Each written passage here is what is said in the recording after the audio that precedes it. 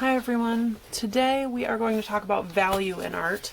And so I need you to have a blank page in your sketchbook and I need you to take some notes. We're going to write value, V-A-L-U-E.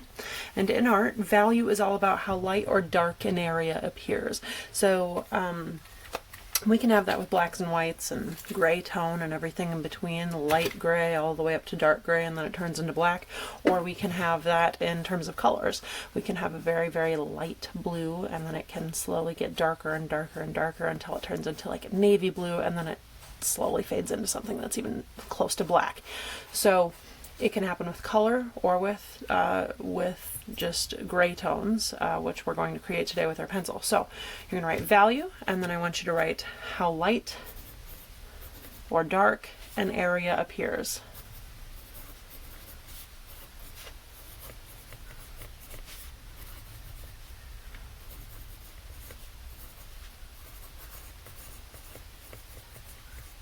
Value is how light or dark an area appears. Now what we're going to do is we're going to create value scales, and when I talk about a value scale, I mean a range of values. A scale is going to show us one end of something and the other end of something and what's in between. So for this, on your page you're going to wind up creating 4 long rectangles, and they should go about across the page. You just don't want them to be too small, so a few inches long. And if you want to get particular, you can use a ruler for this. I don't feel like they need to be precise, but if you're the sort of person that wants them to all match and be the same, then get out a ruler by all means. It can't hurt. But you need 4 of these rectangles, and notice how I'm leaving a little bit of space in between them.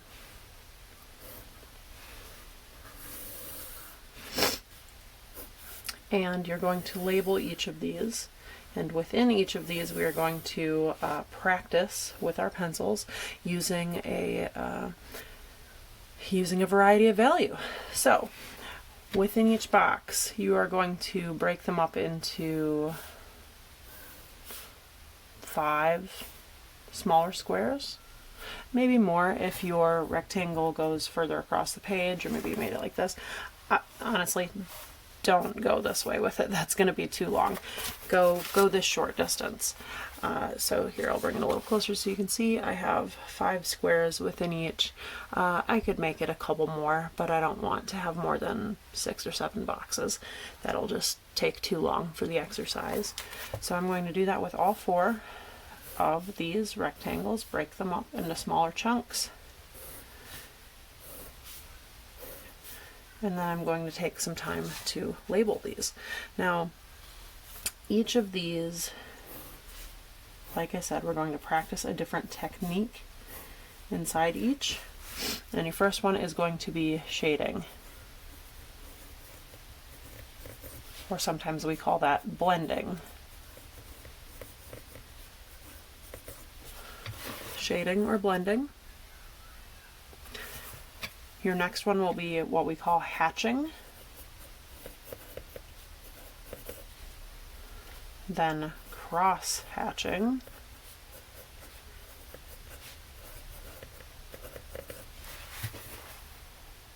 hatching and cross hatching, and then the last one is stippling. Stippling. All right, so I want to first show you a student example I have here, and I really think that the student did pretty good work for me.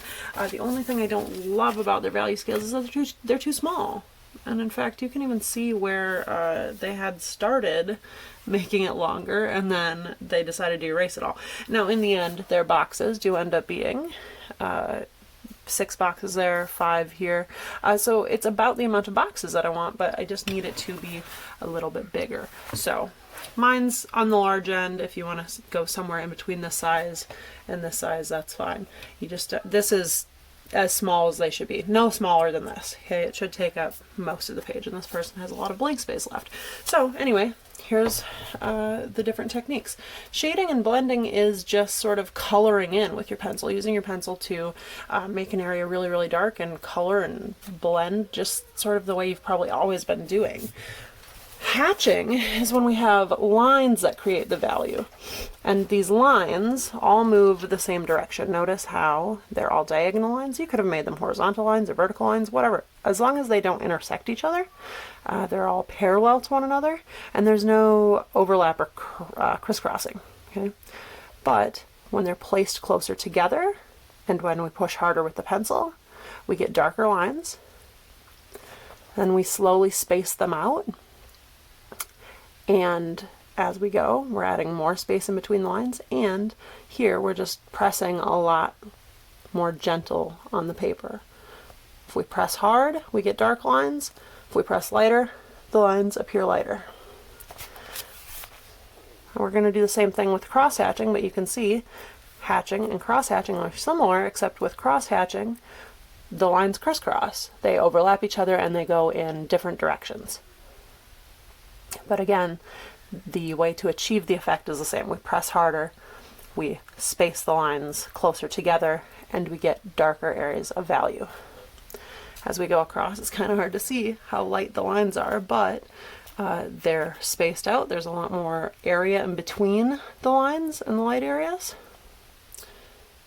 And if I back it up, you can kind of see the slow change between dark and light. Sometimes when we look at things too closely, it's hard to see the gradual change. And then lastly, we have stippling. So it's creating a value effect using dots. Again, all the dots are close together. These ones are more precise. The student really took his time to place them in particular places, and he was very sure that he was leaving space in between each one. Sometimes with stippling, things get a little crazier if you're trying to go fast, which is fine. They end up looking more like little jabs in the paper, and that's fine. They do not have to be perfect little dots. It's really just you taking your pencil and poking at the paper again and again and again, and it takes time. Stippling is the one that will take you the longest, because you have to basically fill this entire box with lots and lots of dots. And then do it again, but a few less, and then do it again, a few less, and less, and less, and less. So, this is overall what we're going to be doing. And I will say with this student example, this one is the best. His shading is the best. It's very, very dark here, and it slowly and gradually gets lighter and lighter. These three, the student didn't do great work on, because you can see how dark these two are, for example, and then it really drops off here. There is another step that this student could have put here to make this a little more gradual. Okay? You do need to have something in the last box for each, and if I bring it closer again, you can see there's something here in this last box. It's not plain blank paper. You can see the difference between the blank paper and what they have there. Oh, this one's really hard to see, but it is. I can see it in person there. You can see it a little bit better. So again, the last box still has to have something in it. The last box is not going to be plain white. Now, before you start any of your value creation, what I think you should do is take your pencil set, and we're going to take some notes on pencils as well. Now, this is pretty quick. I just want you to experiment with these things and try them out. Basically, here's what you have. Let's remember, well, we might use this later. That would come in handy when you're doing your shading and blending. If you want to use it, we will have you try it. With pencils, here's what we have. Your full set of pencils should go like this. You should have B pencils. You should have 2B, 4B, 6B.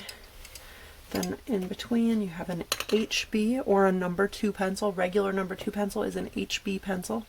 Then you have 2H and 4H. Now, H stands for hard. Think about it like that. That's hard graphite. That is graphite that's really good for making fine details. This graphite won't smudge. This is really a very, very fine tip pencil that will stay nice and crisp for you for a long time. It is hard to erase, and so keep that in mind. A number 2 pencil is just middle of the road. And then your B pencils are good for blending. That's how I remember the difference between the two. H stands for hard, B stands for blending. Think about it like that, okay?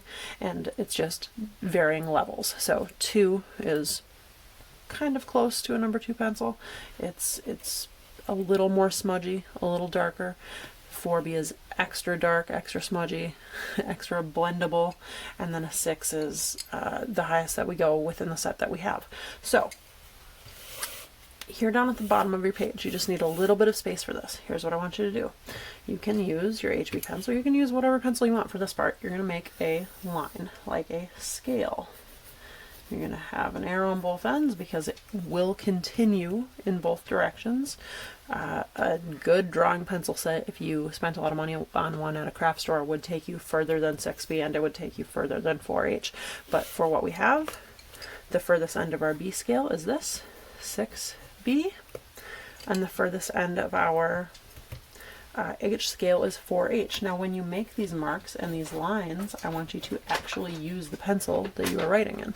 Now I'm using about the same amount of pressure on the paper when I press.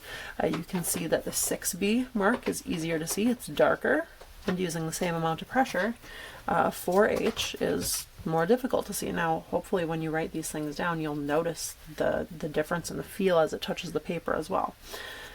But we're going to create this scale. It's going to go all the way across from 6B to 4H. Right in the middle we have HB, and I also want you to label that number 2, because a regular number 2 pencil you've been using your whole life, that's this one. Now closer to 6B we have 2B, and again I'm using the same amount of pressure on the paper as I go. I'm not pressing any harder or any lighter, I'm just doing my normal writing sort of hold on the pencil and my normal writing sort of pressure. So over this way, the only other pencil I have in the set is a 2H. I have not used 2H yet, so here we go. 2H is closer over here to 4H. So what I do want you to do now is underneath these, I want you to try to just make a line. One line on the page. That's 6B. I'm going to find my 4B pencil. Do the same thing. Make a regular little line. 2B. And as you go, HB, you should notice a couple of things. I notice that as I go, these lines are getting lighter and lighter, and I can feel as I go that these H pencils are very crisp and they actually dig into the paper a little bit. These lines are not smudgeable. These ones won't go anywhere and they're going to be difficult to erase. Your B lines are very, very good for blending. They're messier. They will get used up faster because they're so soft. You'll need to sharpen it more often. Yeah, they're just really good for blending and shading and creating dark marks on the paper. These ones are good for creating light marks on the paper. So here's what your scale should look like, and these are your pencil notes, drawing pencil notes.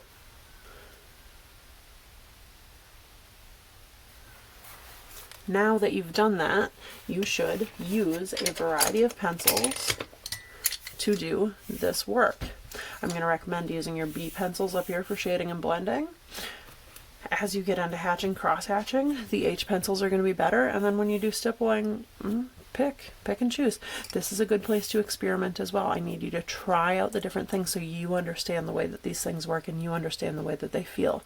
That way, moving forward with all of our drawing assignments, you know what's best because you've tried it and you've had some experience with it. So that's it. Get to work.